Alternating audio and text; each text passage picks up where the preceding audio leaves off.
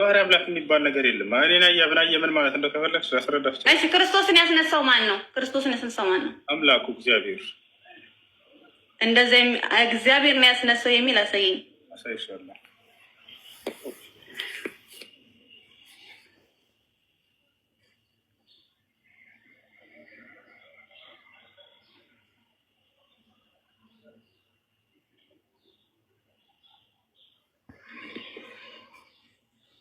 ወይ ፈጣሪ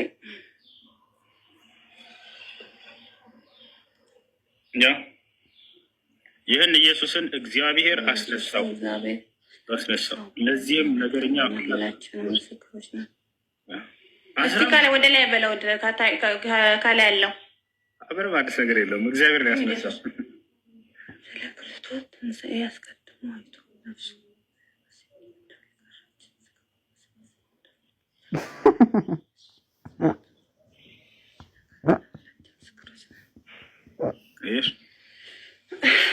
እኔ አንተ ቤት ስገባ ማለት ነው ጥያቄዎች መልሶች ሁሉ ይጠፉብኛል። ለጥያቄዎች ሁሉ መልስ ታገኛለሽ። ከዚህ በፊት ጠይቀሽ ይቅርታ ያልተመለሰልሽ መልስ ነበረ።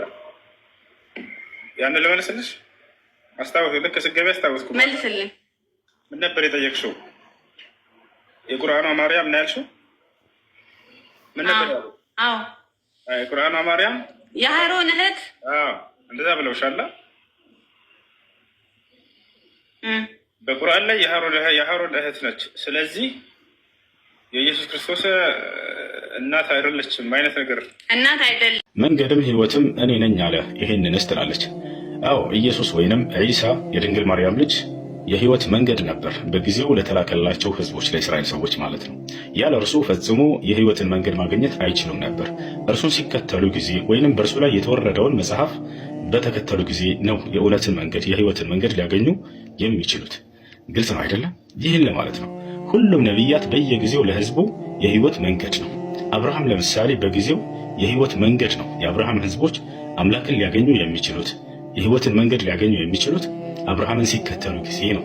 ልክ እንደዚሁ ሙሴ የህይወት መንገድ ነው ለህዝቦቹ። የህይወትን መንገድ ሊያገኙ የሚችሉት በእርሱ ዘመን ሙሴን ሲከተሉ በእርሱ ላይ የተወረደውን መመሪያ ሲከተሉ ጊዜ ነው። የአምላክን መንገድ ሊያገኙ የሚችሉት እርሱ ሲከተሉ ጊዜ ነው። እንዳጠቃላይ ይህ ማለት ሁሉም ነቢያት በየጊዜው ለህዝቦቹ የህይወት መንገድ ነው። ግልጽ ነው አይደለም? ያለ እነዚያ ነቢያቶች ፈጽሞ የአምላክን መንገድ ህይወትን ሊያገኝ አይችልም የሰው ልጅ። ልክ እንዲሁ ነቢዩ መሐመድ ሰለላሁ ዐለይሂ ወሰለም ለመጨረሻው ክፍለ ዘመን ሰዎች ለዚህ አሁን ላለንበት እርሳቸው ከተላኩበት ጊዜ ጀምሮ የህይወት መንገድ ናቸው። ያለ እርሳቸው ፈጽሞ የአምላክን መንገድ ሰዎች ሊያገኙ አይችሉም። ሁሉም ነቢያት በየጊዜው የህይወት መንገድ እንደሆነ ሁሉ ማለት ነው። ስለ ነቢያችን መሐመድ ሰለላሁ ዐለይሂ ወሰለም አምላካችን ሲገልጽ ምን ይላል? ወተቢዑሁ ለዐለኩም ተህተዱን ይለናል። ሰዎች ሆይ ቅኑን መንገድ የእውነትን መንገድ ታገኙ ከፈለጋችሁ እርሱን ሙሐመድን ተከተሉት ይለናል። ያለ እርሱ የእውነትን መንገድ ማግኘት እንደማንችል ገለጸልን። ምክንያቱም ቃሉን በእርሱ ላይ አውርዷል። ልክ በቀደምት ነቢያቶች ላይ ቃሉን እንዳወረደ ሁሉ በእነ አብርሃም፣ በእነ ሙሴ፣ በእነ ዒሳ ወይም ኢየሱስ በሁሉም ነቢያቶች ላይ። ሌላ ቦታ ላይ ስለ ነቢዩ ሙሐመድ ምን አለ? ቁል ኢን ኩንቱም ቱሒቡነ አላህ ፈተቢዑኒ ዩሕቢብኩም አላህ ወየግፊር ለኩም። ሙሐመድ ሆይ ለሰው ልጆች እንዲህ ብለህ ንገራቸው፣ አላህን የምትወዱ ከሆናችሁና አላህን ማግኘት የምትፈልጉ ከሆናችሁ እኔን ተከተሉኝ ብለህ ንገራቸው። አንተን ይከተሉ ዘንድ እዘዛቸው። የዛኔ አንተን ሲከተሉ እኔን የእውነትን መንገድ እኔን ያገኙኛል እያለ ገለጸለት። ገብቷችኋል አይደል? ሁሉም ነቢያት በየጊዜው ለህዝቡ ለተላከለት ህዝብ የእውነት መንገድ ነበር፣ የህይወት መንገድ ነበር። ያለ እነዚያ ነቢያቶች ፈጽሞ የእውነትን መንገድ አምላክን ሊያገኝ አይችልም ህዝብ ማለት ነው። ሌላ ቦታ ላይ አምላካችን አላህ ምን ይላል? ወኢነከ ለተህዲ ኢላ ሲራጢን ሙስተቂም ይላል።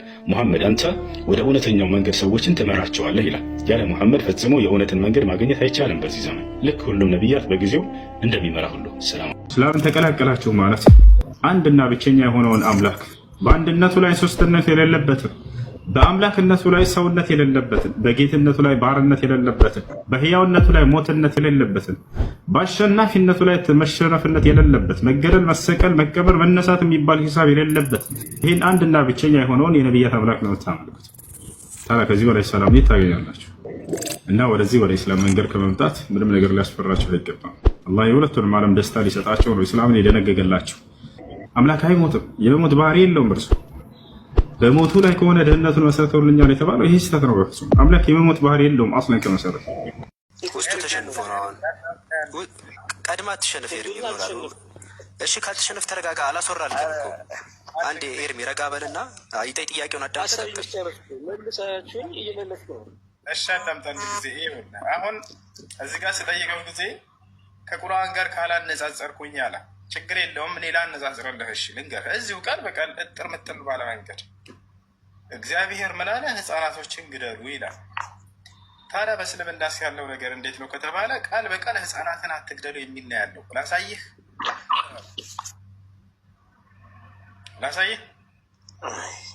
አትግደል እኮ ተብሎ ተጽፏልኛ። የእኛም እኮ ኦሪት የሙሴ ላይ አትግደል ተብሎ ተጽፏል። ያ ምን ማለት ነው? ህፃናትን የግድ ማለት አለበት? እድሜው እያሳየን ህፃናትን ግደሉ ይላል እግዚአብሔር። ያንተ አምላክ ህፃናትን ግደሉ ይላል አይደል? ይሄ በሰዶም እና በገሞራ ከተማ ውስጥ ህፃናት የሉም። ስለ ሰዶም እና ስለ ገሞራ ይመልስልኝ። በሳት የጠፋው ከተማ ህፃናትን ግደሉ ይላል እያልኩም ነው። በዛን ግን ነው የምትረዳው። ህፃናትን ብለ ህፃናትን ብቻ አይደለም የምታነሳው። እሺ ቆይ አዳምጥ እንጂ አንተ ጋር ቃል በቃል ህፃናትን ግደሉ የሚል ህግ አለ። እኛ ጋር ደግሞ ህፃናትን አትግደሉ የሚል ነው ያለው። ምን ትላለህ? በህፃናት ላይ ጦርነት መክፈት የእውነተኛ ስለዚህ አንተ ቁርአን ላይ ቃል በቃል ህፃናትን ግደሉ የሚል ስለሌለ ህፃናት አልተገደሉም እያልክ ነው። አዎ ያው ነቢያችን ላ ተቅቱል እምረአተን ሴትን አትግደል፣ ወላ ሰቢየን ህፃንን አትግደል፣ ወላ ከቢረን ሀረማ ያረጀንም ትልቅ ሰው አትግደል እያሉ ነቢዩ ሰለላሁ ዐለይሂ ወሰለም ይናገራሉ። ያንተ እግዚአብሔር ግን ምን አለ? ህፃናቶችን ግደሉ፣ ወንድን አትግደሉ ግደሉ ይላል። አሁን ካነሳው የቁርአን አንቀጽ ውስጥ ወንድን አትግደል የሚል የለም። ስለዚህ ወንድን ግደሉ ማለት ነው። እንደዛ ማለት ነው። ህፃናት እያወራሉ። ኤርሚ አንዴ ያንተ አምላክ ህፃናቶችን ግደሉ ብሏል። ሌሽ ምውት ለጥፋል ህፃናቶችን ለምን ግደሉ ይላል? ጥፋታቸው ምንድን ነው? እነዚህ ህፃናት ልጆች ህፃናትን መግደል የትክክለኛ አምላክ ባህሪ ነው? ሙሉ ከተማ ሲጠፋሽ አንድ ጥያቄ የኔን ጥያቄ ኤርሚ ይኸውልህ አንተ አሁን ወደዚህ እያልክ ነው አባሮሽ ማለት ነው። ወዛ ጥቅስ ላይ ቆመ። ለምን አሁን እዚህ ክፍል ላይ ለምንድን ነው ህፃናትን እግዚአብሔር ግደሉ ያለው? ስፔሲፊካሊ የዚህ ምክንያት ብቻ ነገርን እዚህ ላይ ማለት ነው የተነሳው የመጽሐፍ ቅዱስ ክፍል ላይ ህፃናቶቹ ግደሉ ያለበት ምክንያት ምንድን ነው? ይህን ብቻ ነገር